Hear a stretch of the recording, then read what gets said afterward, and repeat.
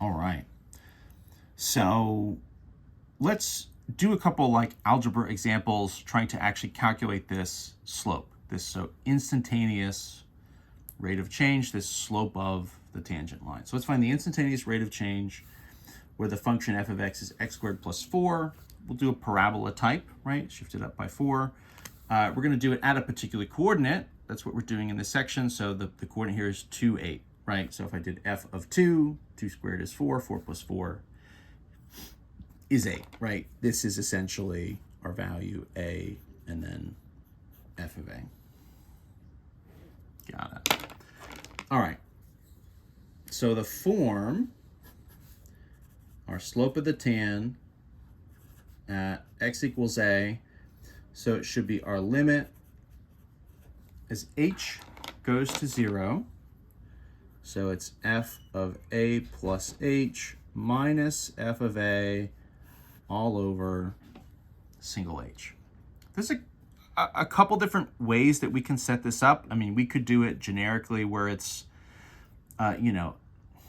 x goes to 0 and it's f of x minus f of a and it's over x minus a. There's a couple different sort of algebra ways to set it up. You're going to end up subbing things in and sort of just canceling a little bit differently depending on how you do it. I don't know that anyone is either better or worse, but I'm going to stick with how we're sort of setting it up in the book, and it's kind of like this. So we're going to literally sub in a is 2. So let's find these values first, right? So f of 2 plus h, so that's 2 plus h quantity squared plus 4. That's an h. So I have to expand that, right? So that's going to be 2 times 2 is 4 plus 2 times h is 2h, and then twice is 4h plus h times h is h squared plus 4. F of 2, we kind of know already, right, is 2 squared plus 4 is 4 plus 4 is 8. So if we start to sub these values in, we've got the limit h to 0. So f of a plus h is f of 2 plus h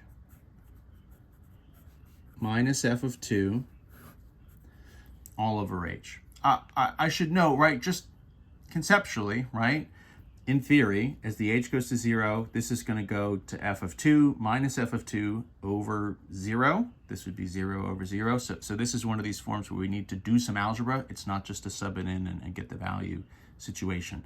Kind of by definition, each and every one of these will require some kind of algebra and cancellation.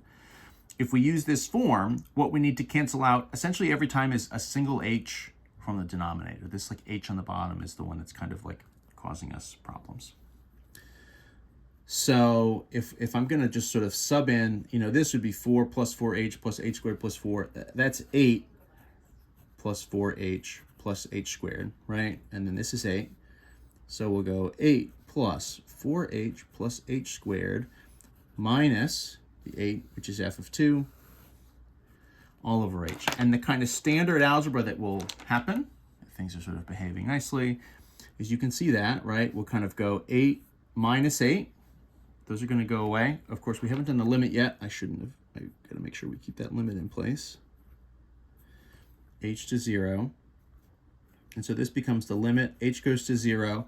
So if the 8's go away, this is 4 times h plus h to the 2 all over h. And so what I'm able to do in that form, right, is I have at least one h in the numerator.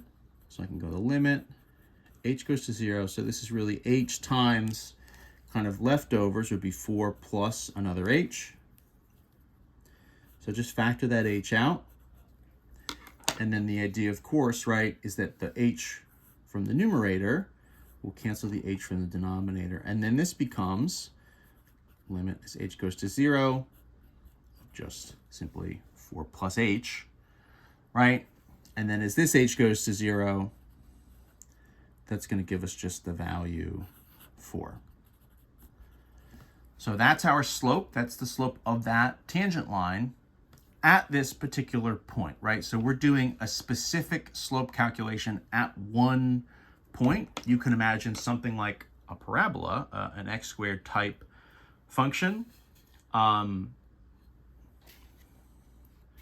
you know, kind of roughly back from our second video, some sort of a parabola shape. If we went kind of further and further out, the function gets steeper and steeper and steeper. It's increasing faster and faster, and so the slopes will go up and up and up. The slopes will get bigger.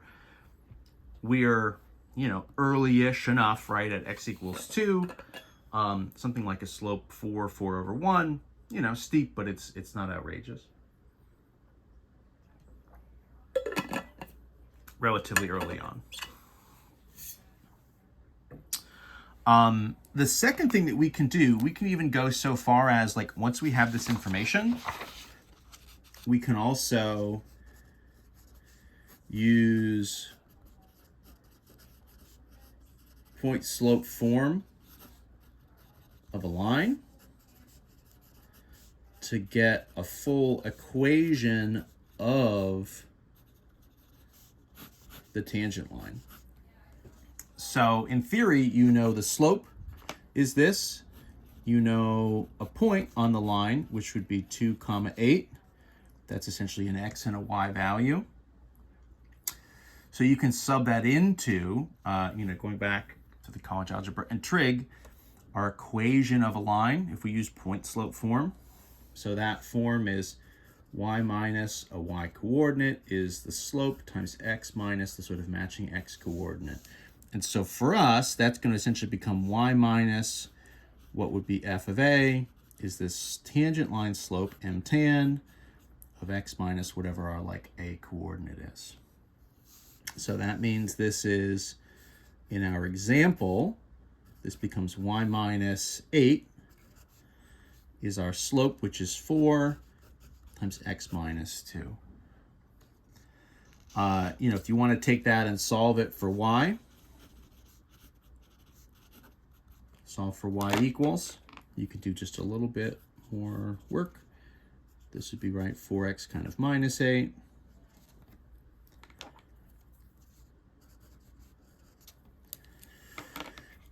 And then if you just do a 1, 2, just a quick little addition, you're going to get the equation as y equals 4x. Oh gosh, just plus 0, I guess, right? Minus 8 and then plus 8. Yeah, y equals 4x, essentially plus 0. So if we, you know, drew a picture of this function, we could also draw that specific tangent line pretty precisely to match. Let me run another example. Let's do find our instantaneous rate of change. Let's do what other kind of function we do? How about we do, let's not get greedy. Let's just do like a, maybe what would have been an mx plus b type. Let's do negative 3x minus 6. Let's do it at the coordinate, negative 3, positive 3, right? X is negative 3. Something like that, right? So the slope of my tangent line should be the limit h to 0, f of negative 3 plus h minus f of negative 3 all over h. So let's fill some of this stuff in. So f of negative 3 plus h, negative 3 times negative 3 plus h, so we'll do a little distribution there. That's going to be positive 9 minus 3h minus 6, so that's like 3 minus 3h. And then we know already at minus 3, it should be positive 3. We can sub it in, I guess, just to be sure. Negative 3 times negative 3 is 9, minus 6 is 3. So if I take that information and sub it in here, the slope of my tangent line should be my limit. H goes to 0. So f of minus 3 plus h is 3 minus 3h minus f of minus 3, which is positive 3. all over h. We can see pretty quickly here, obviously this is a little bit of a simpler function, and so when that happens, you can probably guess that the calculations go a little bit faster.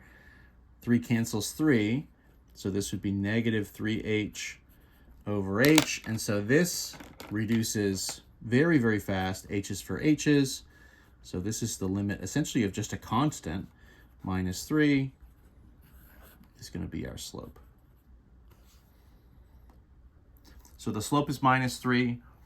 It's an interesting one conceptually, right? If we think again of the graph of something like x squared,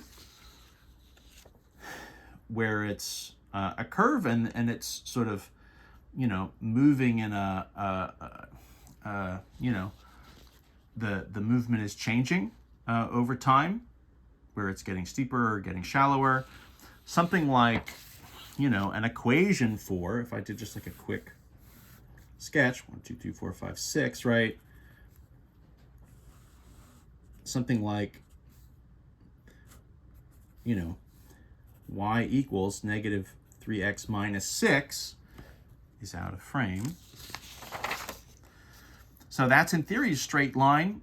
And what's going to happen with that function, because its behavior is pretty consistent, where it's just at any coordinate, it's essentially just like dropping at a 3/1 kind of rate. We can see, in some sense, our calculation here is a little bit simpler. And then also our sort of slope is going to match the slope of the line, which is minus 3. If we did in addition to this, what is the equation of our tangent line at, you know, x, or I guess I should say a equals minus 3. So it's y minus f of a, slope of the tangent, times x minus a. We have all these numbers already, right? So this is y minus 3 equals the slope negative 3 times x minus 3. A bunch of 3's flying around. Negative 3x. This would be plus 3 times this is like, what, minus 9? And then just like a quick extra chunk of calculation, if we add the 3 to both sides, we get y is negative 3x minus 6. It, you know, it syncs up with whatever the original line is. And so the idea here is that your sort of tangent line just is the line, right? The sort of behavior and how this like graph is moving is just like consistent with the line itself. Versus, right, again, if we have, you know, a different curve, a parabola type shape, you know, you could have lines, tangent lines, all sorts of different ways. You could have negative ones where the graph is decreasing. You're going to have steeper ones where the graph itself is moving up more quickly. You're going to have really shallow ones where the graph is moving less. So a lot of different varieties there, a lot of different slopes, and then you could imagine if you have, again, more and more complicated functions with more movements up and down and all around, you'll get sort of different slopes to match. I'll do one more example in this form, and we'll go from there.